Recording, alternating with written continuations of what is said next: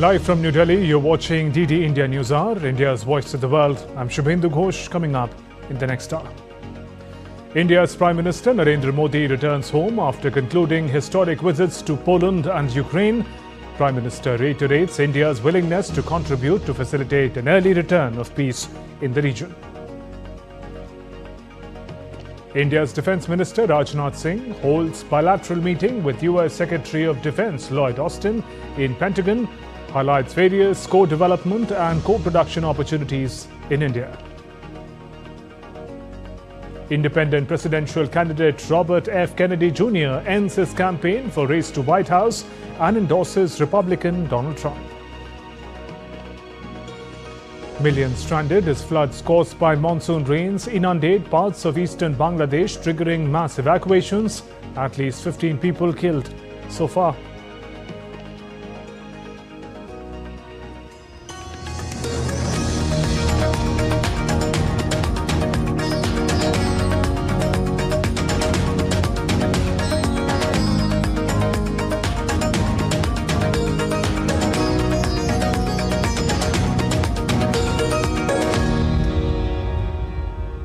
India's Prime Minister Narendra Modi has returned to New Delhi on Saturday after concluding the historic visit to Poland and Ukraine. During his visit, Prime Minister Modi engaged at high-level talks with the top leadership of both the countries, discussing a range of issues of mutual and global interest. India's Prime Minister Narendra Modi successfully concluded his maiden visit for any top Indian leader to conflict-ridden Ukraine. It saw him holding bilateral talks with President Volodymyr Zelensky in Kiev, which led to the signing of 4 important agreements. The leaders also came up with a joint statement where Prime Minister Modi assured the Ukrainian leader of India's all help to facilitate an early return of peace to the region.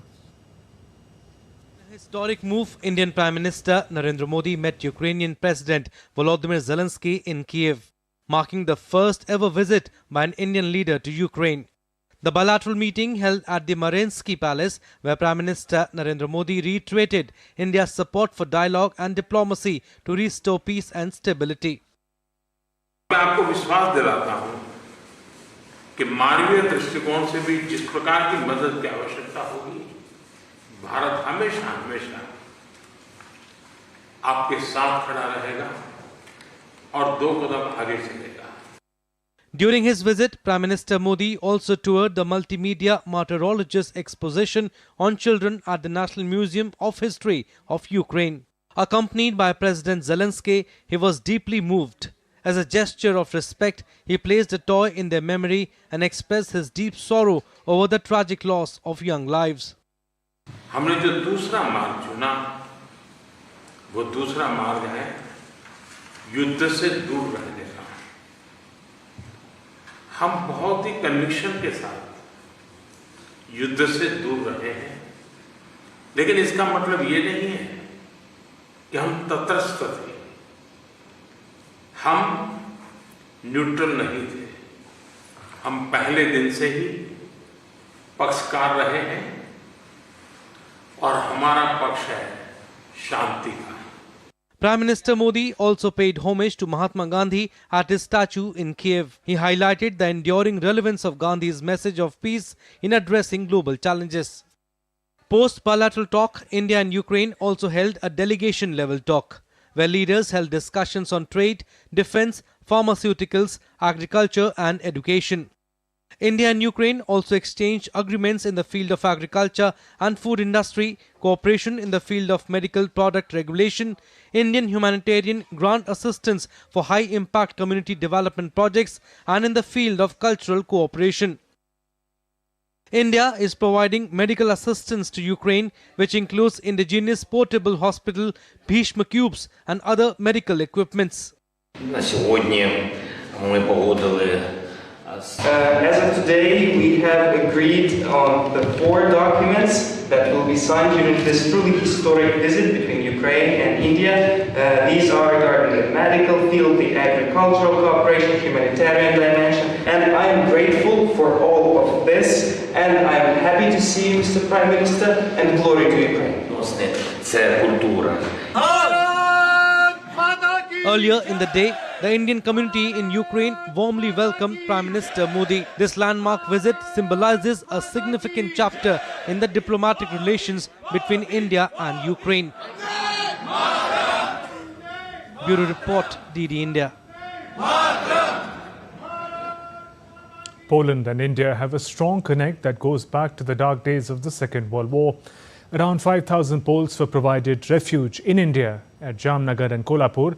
Indian Prime Minister Narendra Modi, on his visit to Poland, met with the Polish refugees and paid his respects at the memorials. DD India correspondent Vishal Baristo travels to Warsaw to bring you this special story. With tears in her eyes, 98-year-old Maria fondly remembers her husband Waislaw Stipula. Waislaw passed away recently. Young Waislaw found refuge in Jamnagar. It was arranged by the Principality of Jamnagar in Gujarat. The memories of his childhood have been carefully preserved.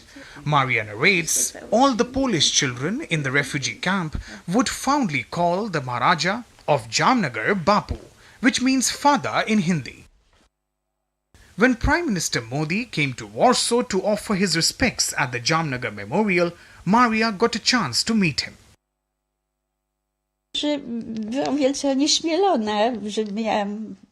I was very nervous before meeting PM Modi, but when I saw him, I felt quite happy. I felt as if my husband was speaking to PM Modi through me. Maria is only 2 years away from celebrating 100 years of her life on this earth.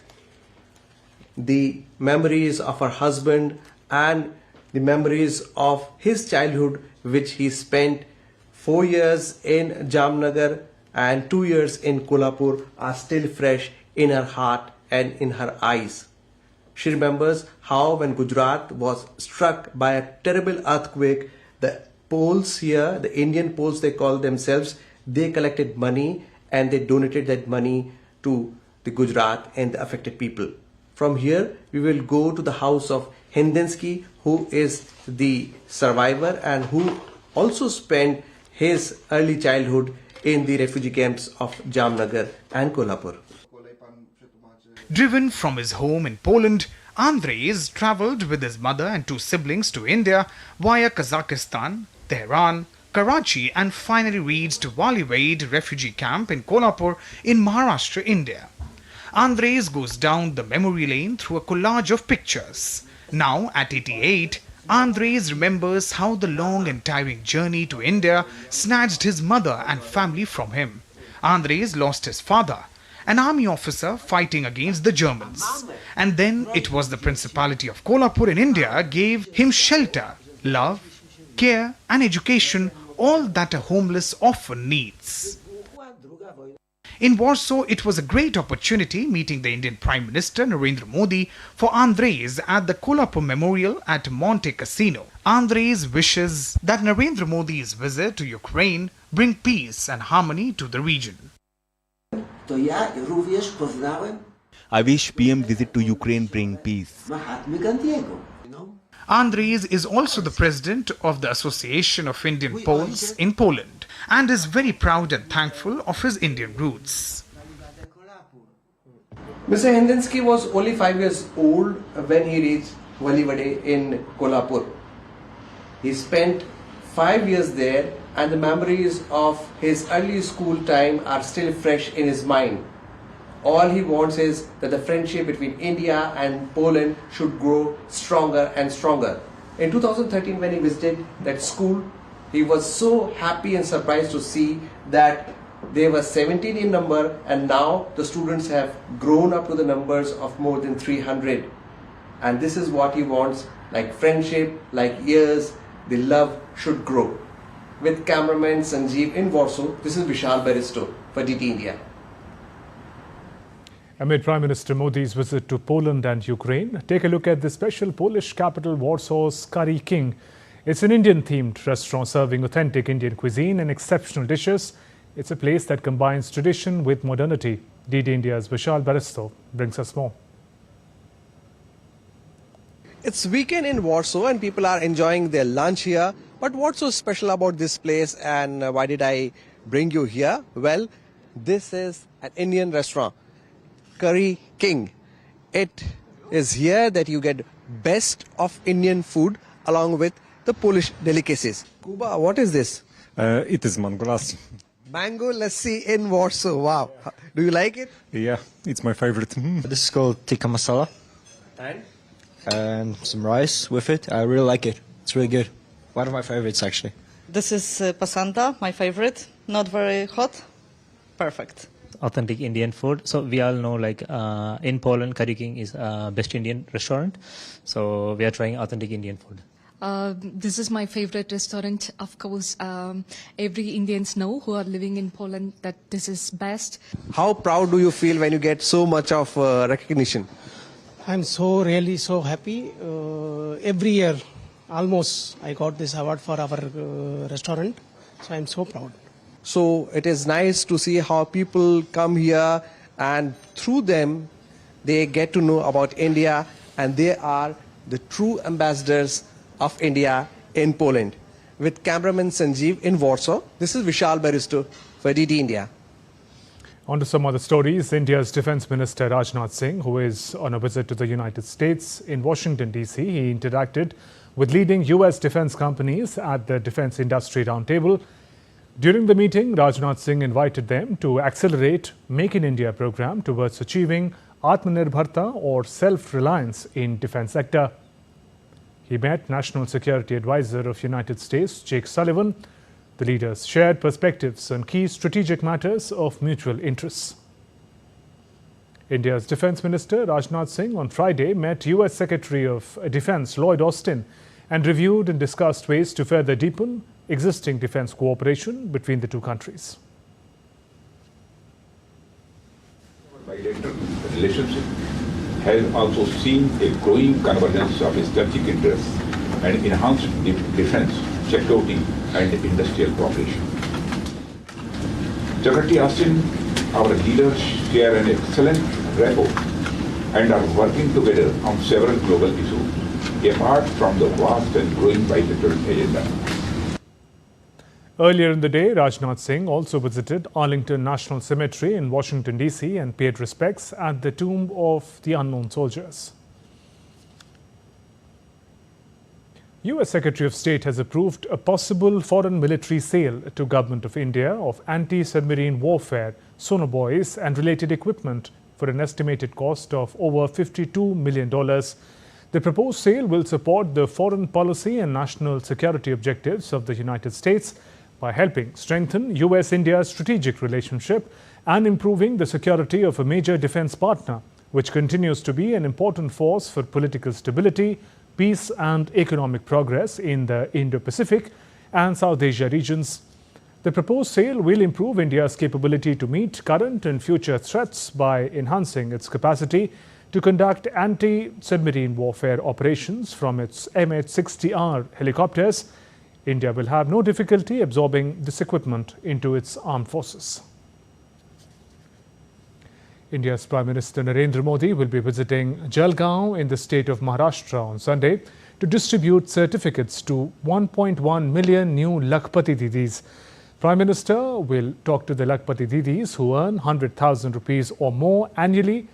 Various schemes are implemented aimed at empowering women in the country. One such scheme that has attracted considerable attention is the Lakhpati Didi initiative, which aims to provide financial assistance to women entrepreneurs to help them achieve financial independence. And still to come on DD India News Hour. 3 people killed, another 4 seriously injured in a knife attack in German city of Solingen. UN Secretary General calls for complete transparency in Venezuela's elections. And French President to hold a second day of discussions with party leaders on Monday.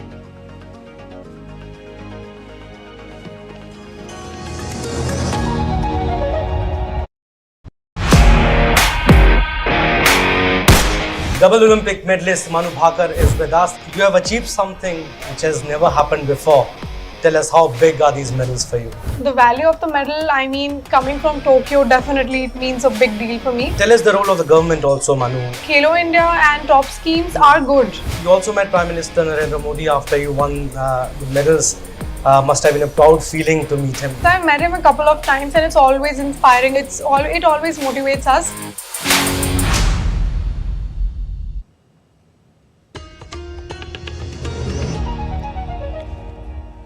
You're watching DT India News Hour. I'm Shubhendu Ghosh. Nigerian police announced on Saturday that 20 medical students kidnapped over a week ago while travelling to a convention have been freed.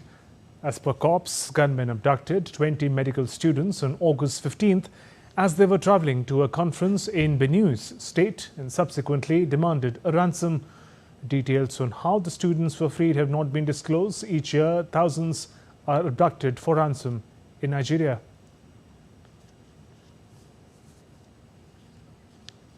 DT India correspondent Prasar Bharati joins us live from Jos in Nigeria. Prasar, what details can you share with us on the circumstances of the kidnapping and the release of the students?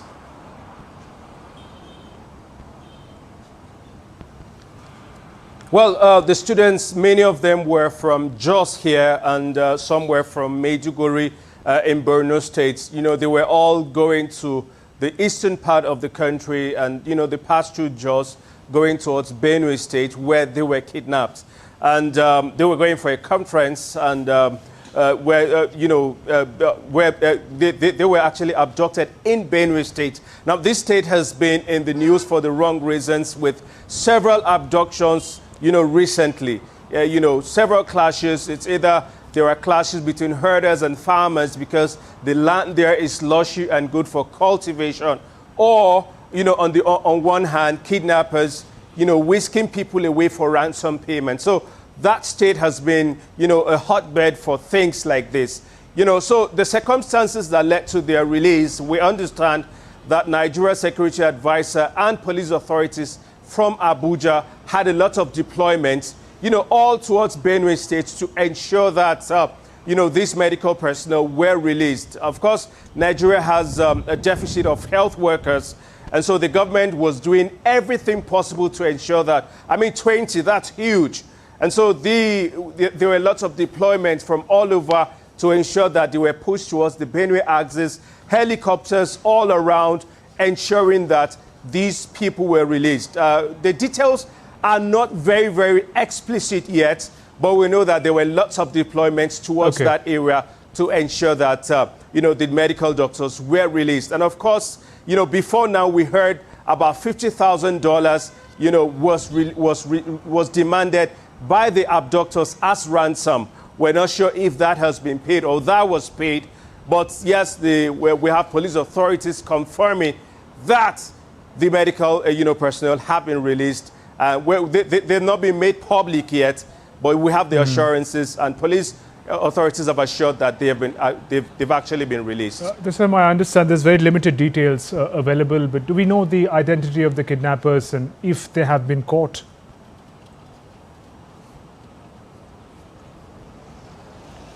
No, the identities have not been released yet. We don't know if they have actually been caught yet, but all we can know, or all we've been told by the authorities, is that the medical personnel have been released. We are watching the story. We're tracking issues very closely to see when or if there will be pronouncements as to the identities of the abductors. But for now, that has not been done yet.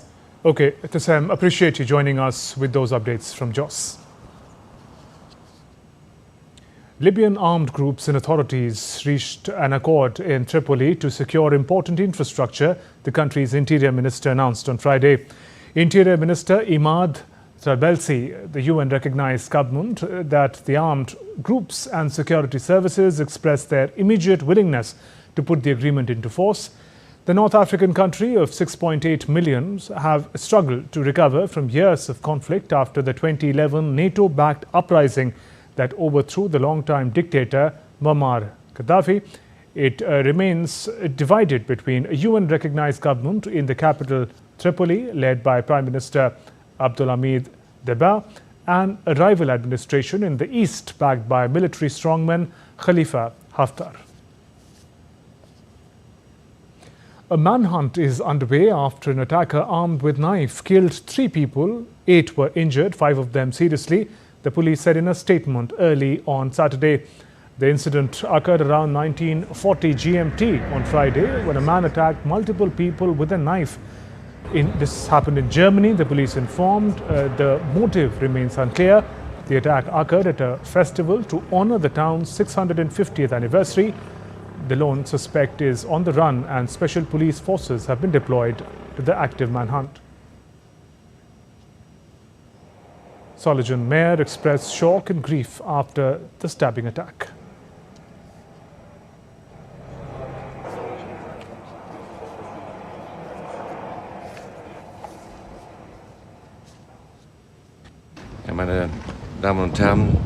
Ladies and gentlemen, yesterday at this very time, a joyful festival is about to begin in the heart of our city. Yesterday evening, our hearts were torn apart. We in Solingen are full of shock and grief. What happened yesterday in our city has hardly let any of us sleep. The people of this city are moved. Many of those killed, injured and affected have family and friends in this city. I tried as best I could to make contact during the night and organize whatever I could. But the pain is immense. French President Emmanuel Macron will hold a second day of discussions with party leaders on Monday as he tries to see if there could be a multi-party agreement on a new government. This is after the inconclusive election results last month. Emmanuel Macron met left-wing centrist politicians on Friday, including Lucie Castille, the leading left-wing candidate to be France's new Prime Minister. DD India correspondent Ross Cullen gets us more. Friday marked the first of 2 days of negotiations at the Élysée Palace between Emmanuel Macron and the different party leaders. On Friday morning, local time, we did see the left-wing New Popular Front. Now, they are the alliance that won the election in terms of the greatest number of seats, although they fell well short of a majority. We saw them in attendance at the Élysée Palace. They were led by Lucie Castille. Now, she is the 37-year-old civil servant who headed up that delegation, and she is the name that has been put forward by the left wing to be the new French Prime Minister. And Emmanuel Macron has, for now, ruled out appointing her to that role. The current incumbent is Gabriel Attal. Now, the previous administration is remaining in place for now as a caretaker government. Emmanuel Macron saying he didn't want domestic political disruption when the eyes of the world were turned to Paris for the 2024 Olympics. But now that we have this gap in between the two games, he has gone for it and said it is time to act, although the left wing have said that Emmanuel Macron has been procrastinating. Now, what is going to happen on Monday is that the National Rally will be the next major party to attend these talks. The far right were projected to win the election on July the 7th, the second round of the election, but in fact they finished third, although they do have the greatest number of MPs in terms of single party in the parliament. Jordan Bardella, the party leader, Marine Le Pen, the party figurehead, will be there with Emmanuel Macron on Monday, but it does seem to be difficult to envisage how the left-wing alliance that won the election or Emmanuel Macron's centrists who came second could agree to work alongside the Nationalist Populist Party in a future coalition government. Ross Cullen in Paris reporting for DD India. The UN spokesperson Stéphane Dujarric said that UN Secretary-General Antonio Guterres continues to call for complete transparency and respect for human rights in Venezuela. Takes note of the decision taken by the Supreme Court. We understand that the National Electoral Council has still not released the election results by polling stations. The Secretary General continues to call for complete transparency in that regard, and he reiterates his call for the full protection and respect of human rights and continues to urge all parties to resolve any electoral disputes through peaceful means. In the United States, independent presidential candidate Robert F. Kennedy Jr. abandoned his campaign on Friday and endorsed Republican Donald Trump. He ended a presidential bid that he began as a Democrat, trading on one of the most famous names in American politics. It was unclear whether Kennedy's endorsement would help Trump in the upcoming November 5th elections. Kennedy said he would remove his name from the ballot in the 10 battleground states likely to determine the outcome of the elections and remain as a candidate in the other states. Kennedy said he met with Trump and his aides several times and learned that they agreed on issues like border security, free speech and ending wars. Meanwhile, former US President and Republican presidential candidate Donald Trump thanked Robert F. Kennedy Jr. for his endorsement, calling him a great guy. Moving on, as monsoon rains caused floods in eastern Bangladesh, at least 15 people have been killed. Millions remain stranded, prompting mass evacuations. In striking visuals from the country, locals were seen climbing onto rescue boats to seek shelter in Feni, one of the worst hit districts.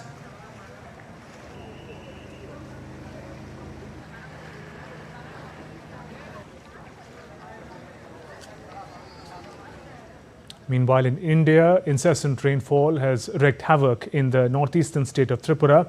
Lakhs of people are affected due to heavy rains, floods and landslide incidents.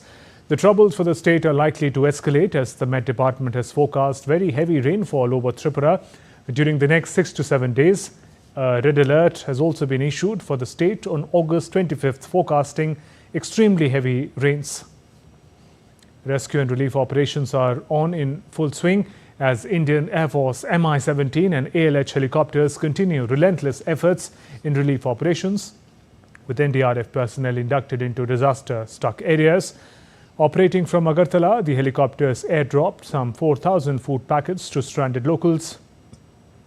A total of 28 tons of relief materials has been airlifted till now for flood-affected Tripura. Meanwhile, on Friday, Chief Minister Amit Shah visited the flood-affected areas of Udaipur in Gumati district, which has been severely damaged due to heavy rains.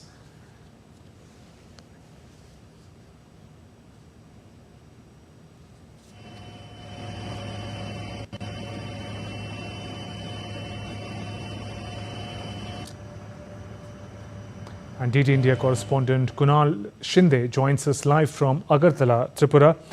Kunal, how are the relief and rescue operations coming along?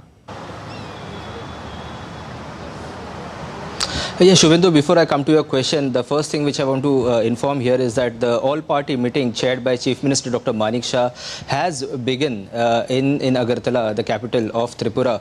It has been senior BJP and CPIM and also from the Tripura Motha legislators. They are joining. They are participating in this all-party meeting.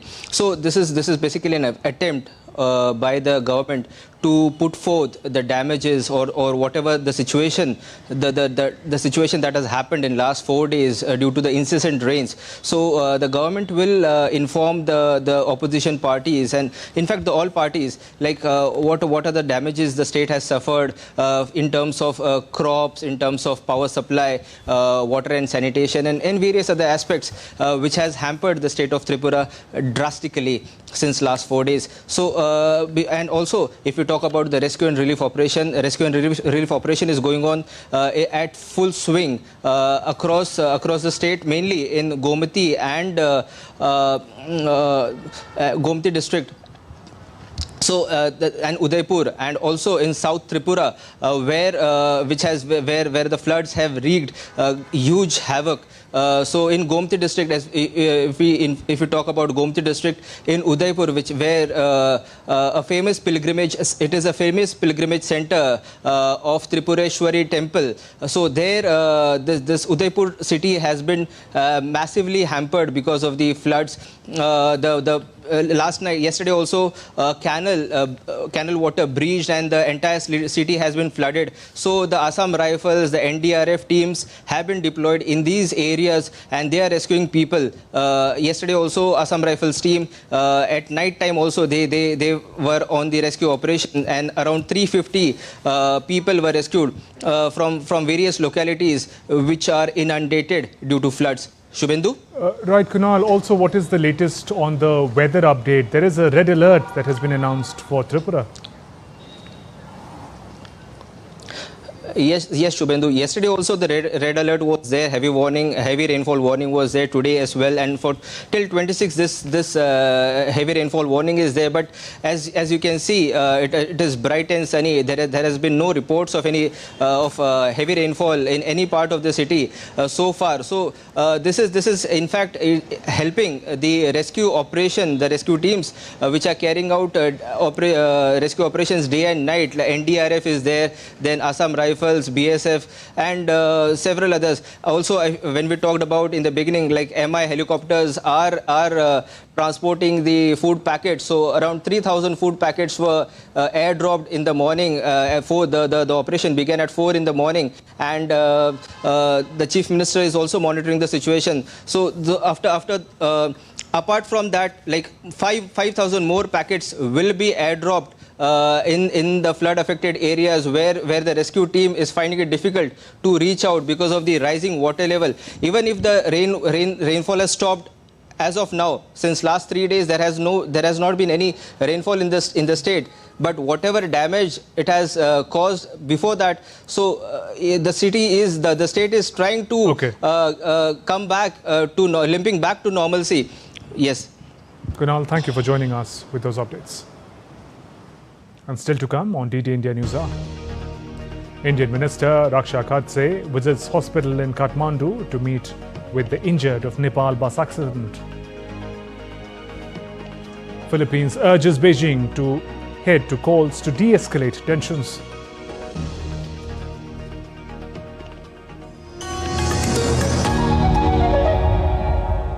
On the Voice of Global South this week, the Philippines stand up to China's bullying. An old, rusty warship of World War II vintage exposes chinks in the Chinese armor. From troubled past to promising future, a look at Timor-Leste's journey over the last 2 decades. And will there be a change of approach on climate change at COP29?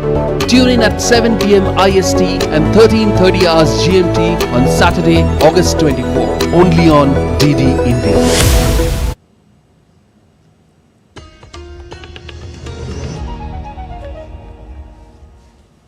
You're watching DD India News Hour. I'm Shubhendu Ghosh. An Indian passenger bus carrying 43 people veered off the road and plunged into river in Nepal's Manhunt district on Friday, claiming the lives of 27 passengers. On Saturday, Indian Minister Raksha Khadse and Nepal's Home Minister Ramesh Lekhak visited the Tripura University Teaching Hospital in Kathmandu to meet the injured.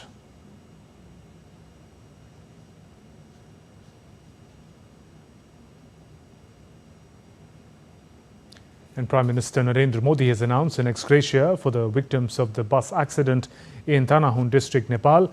Prime Minister's office posted on X. Prime Minister has announced an ex gratia of rupees 2 lakh from a Prime Minister National Relief Fund for the next of kin for each of the deceased in mishap in Manhunt district, Nepal. The injured would be given rupees 50,000.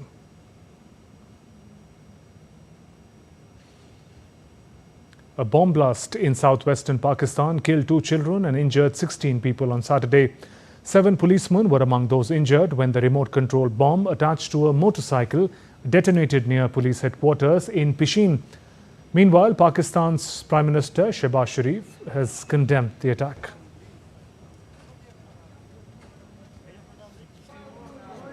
Ukrainian President Volodymyr Zelensky delivered a speech released on Saturday, marking Ukraine's 33rd Independence Day. In the video, Zelensky retreated plans for his response against Russia.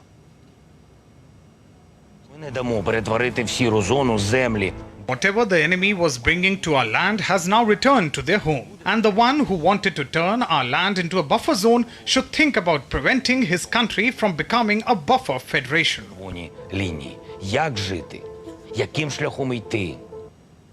Russian police are guarding a penal colony after snipers of the Russian National Guard shot 4 inmates on Friday who had stabbed 4 prison guards to death and held other prison employees as hostages. Attackers have posted videos online while killing prison guards. Allegedly, they were also describing themselves as Islamic State militants in the videos. The incident has caused major security question in Russian prisons. Africa manufactures only 3% of the global supply of medical drugs, and so 95% of its medicine supplies are imported. This imbalance has led to the proliferation of fake medicines onto the continent, causing major health crisis. In Uganda, efforts are underway to address the problem, as DD India's Leon Sasangje reports. The illicit trade in fake medications is a major global issue, but it's particularly felt in Uganda. The country's rural areas are the most vulnerable because of the disease burden there, especially malaria. But if you look at the health center now today, and you went to a health facility, 4 out of 10 of the patients at that facility, on average in Uganda, any day, 4 out of 10 are there because of a malaria visit. And in some districts, it's worse.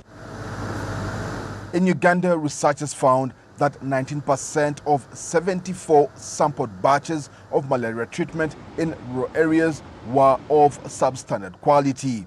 This will be about 74 million, over 70 million tablets that we picked. And if an adult takes about 24 tablets for each malaria case, then you see how many people would have been exposed to these medications. According to the UN World Health Organization, WHO, antibiotics and anti-malaria products are the most commonly counterfeited medicines on the continent. The UN Office on Drugs and Crime estimates that each year, counterfeit pharmaceuticals kill up to 500,000 people in sub-Saharan Africa, a crisis that has developed into a public health catastrophe. Uganda hopes to reverse this. We regulate medicine before it gets into the country, along so many other steps we undertake, like visiting the factory that is manufacturing those products, whether in Uganda, Africa, Europe, wherever it is. We send our experts to do what we call good manufacturing practices.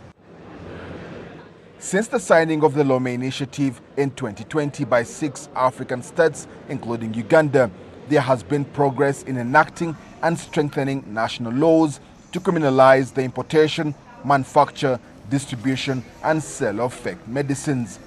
A commitment that could guarantee access to appropriate medicines, saving many lives. Leon Senyange in Kampala, Uganda, reporting for DD India. Philippines government has called on China to immediately cease all provocative and dangerous actions, accusing China of firing flares at its aircraft. National Task Force of Philippines said the flares were launched near its plane from China-held Subi Reef on August 22nd as the patrol craft was flying over the Philippines' exclusive economic zone and the territorial seas. Also, China's foreign ministry on Friday said that its aircraft launched flares as Philippine military aircraft flew into its airspace over Subi Reef and blamed the escalation on Manila to protect its action as legal and proportional. Flares are usually employed by military aircraft as decoys to protect them from missiles and also for illumination. U.S. Defense Secretary Lloyd Austin says that U.S. is seriously monitoring the ongoing threat from Iran to Israel in the exchange of fire along the Israel-Lebanon border. He spoke on Thursday with Israel's Minister of Defense, Yoav Gallant, and reiterated the importance of ceasefire deal and the release of hostages from Hamas. DD India correspondent Caroline Malone reports from Washington, D.C. 10 months since an attack by Hamas on Israel and a month since Israel purportedly killed a Hamas leader in Tehran. Iran has threatened to retaliate for that killing in its capital, but as yet no action has been publicly taken.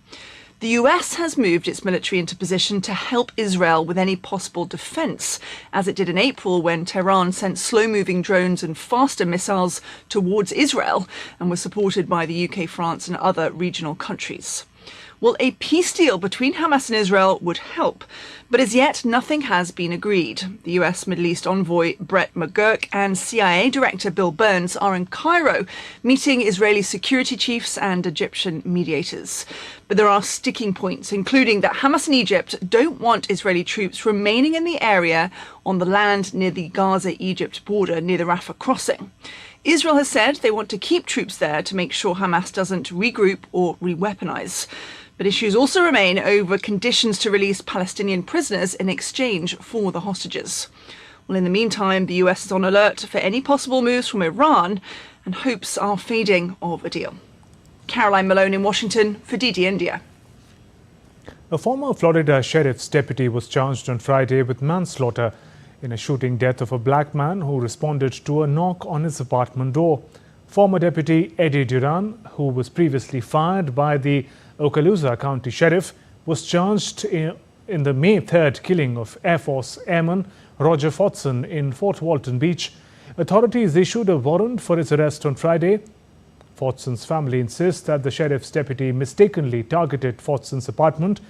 They pointed out that he was talking on the phone with his girlfriend before the shooting and nobody else was inside the apartment. The killing was reminiscent of an unannounced police raid in Louisville, Kentucky in March of 2020 when police burst into the apartment of one Breonna Taylor, a 26-year-old black woman who was an emergency medical technician, killing her. Police had obtained a no-knock warrant to raid the apartment, mistaking it for the home of a suspect. Back home, as part of the anti-Naxal drive, India's Home Minister Amit Shah chaired an interstate review meeting in Chhattisgarh's capital, Raipur, on Saturday.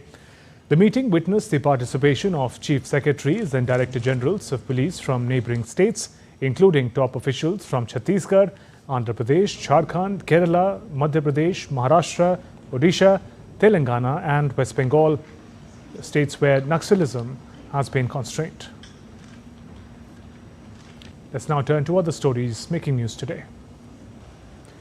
The two-day global Muthamez Murugan conference was inaugurated in the southern state of Tamil Nadu in India. The conference aims to bring together Muruga devotees and thinkers from across the globe. A mega systematic voters education and electoral participation program was organized at a school in the Indian Union Territory of Jammu and Kashmir. The program highlighted the importance of voter awareness ahead of the upcoming Assembly elections 2024. Aimed at assessing the preparedness and coordination of railway authorities and stakeholders during train accidents, a joint mock drill was conducted by the Southern India's Trichy Rail Division and the National Disaster Response Force.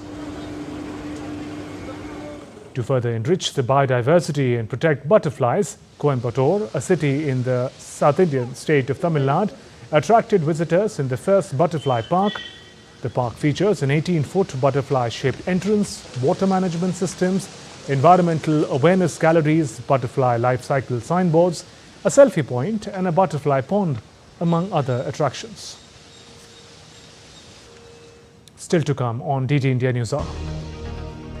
US Fed Chairman Jerome Powell hints at interest rate cuts. Indian cricketer Shikhar Dhawan retires from international and domestic cricket. NASA is expected to announce decision on return of the two stranded astronauts today.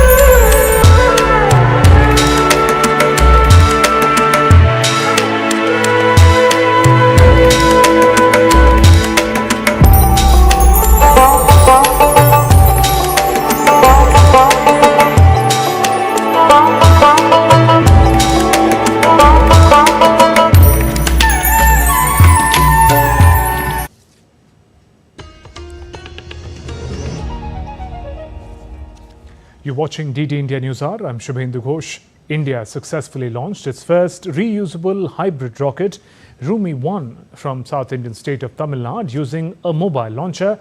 It carries 3 cube satellites and 50 pico satellites into the suborbital trajectory. The rocket was jointly developed by Space Zone India and the Martin Group. America's space agency NASA will announce their final decision on Saturday as to whether two astronauts, Butch Wilmer and Sunita Williams, will return to Earth on Boeing Starliner spacecraft or hitch a ride home with SpaceX instead.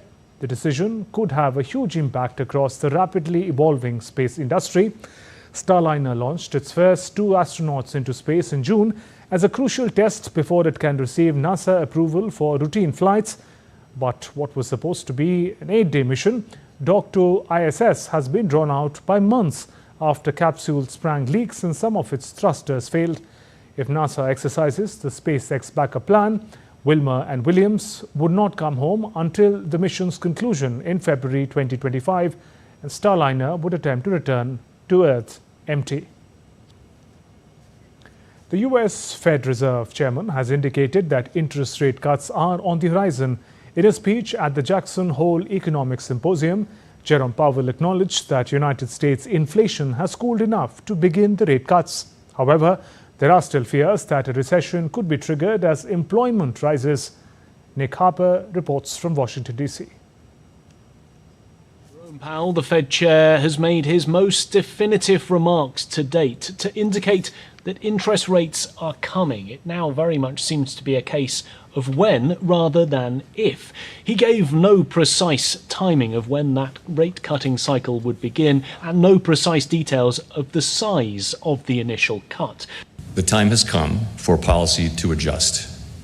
The direction of travel is clear, and the timing and pace of rate cuts will depend on incoming data, the evolving outlook, and the balance of risks. Overall, the economy continues to grow at a solid pace, but the inflation and labor market data show an evolving situation. The upside risks to inflation have diminished, and the downside risks to employment have increased.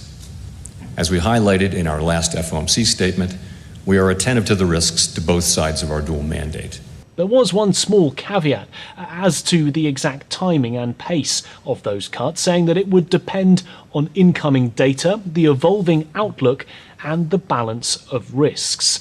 However, global markets don't like to be surprised by interest rate rises or cuts, and this seems to be the Fed chair very much trying to lay the groundwork to signal that these cuts will be coming.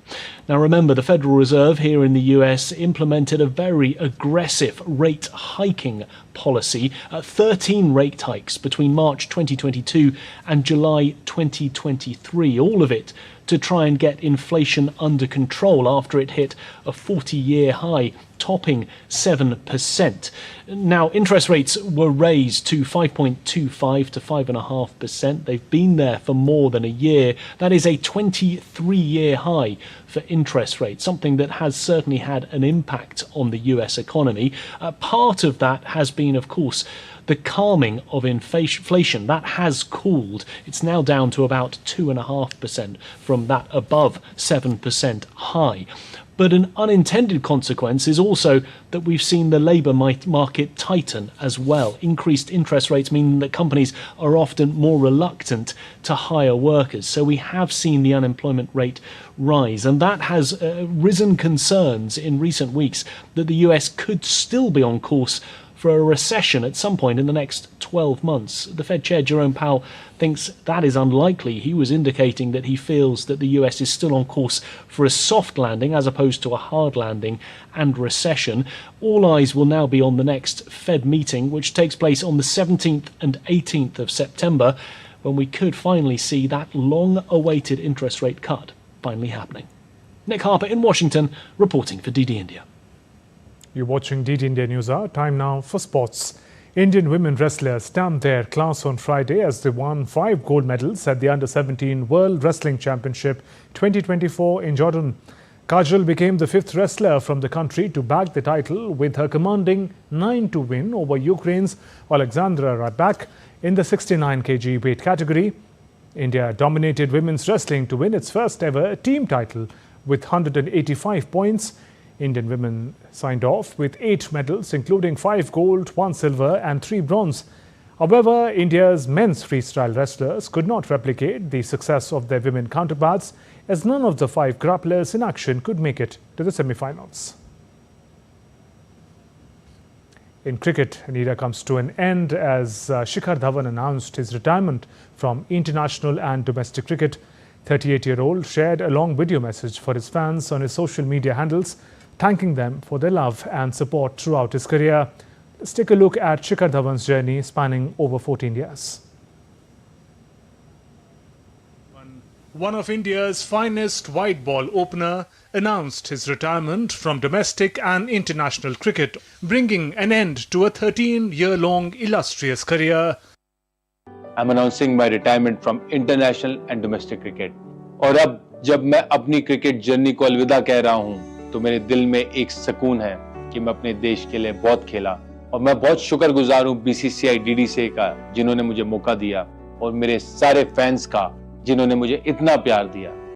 Dhawan last played for India in the ODI series against Bangladesh in December 2022 before losing his place to Shubman Gill.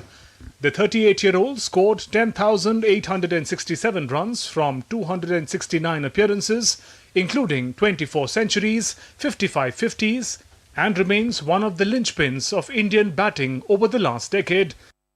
Dhawan rose to prominence in the 2004 Under-19 World Cup, where he scored 3 centuries and 505 runs and made his India debut in 2010 during an ODI against Australia, where he fell for a 2-ball duck.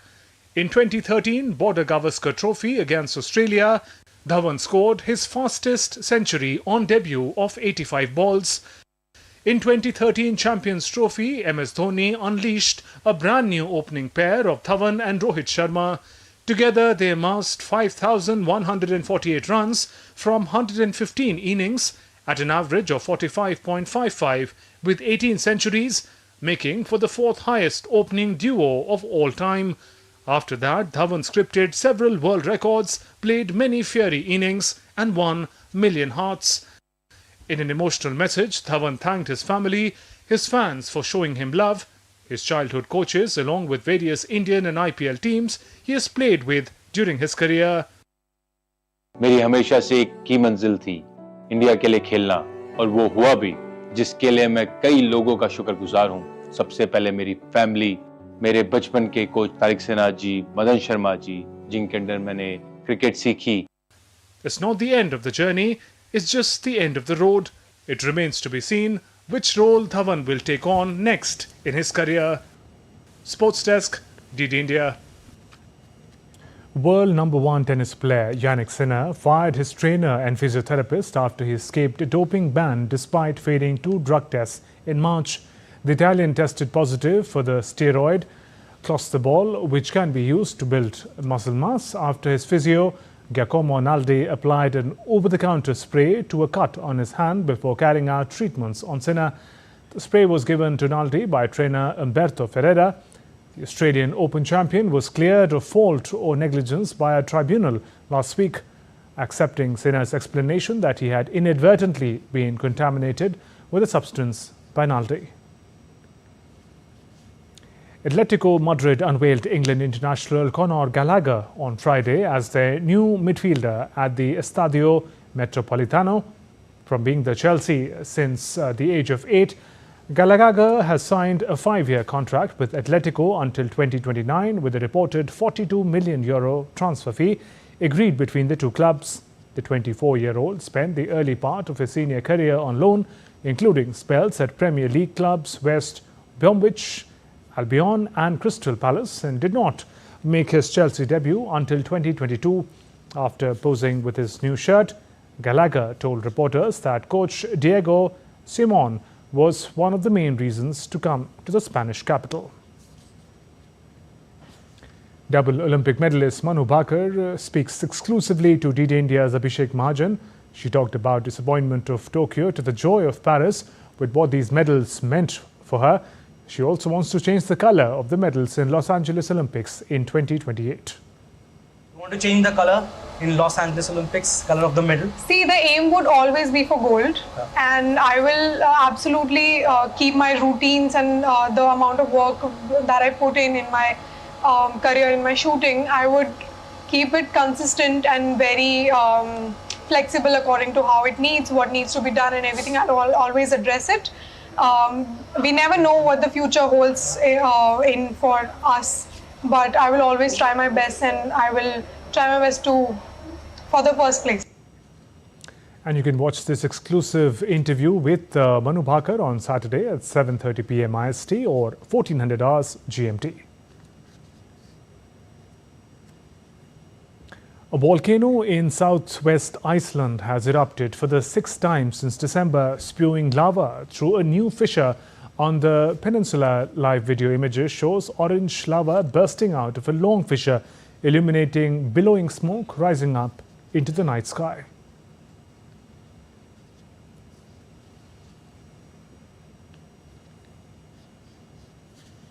That's all for this edition of DD India News Hour. Let us know your thoughts on the news of the day.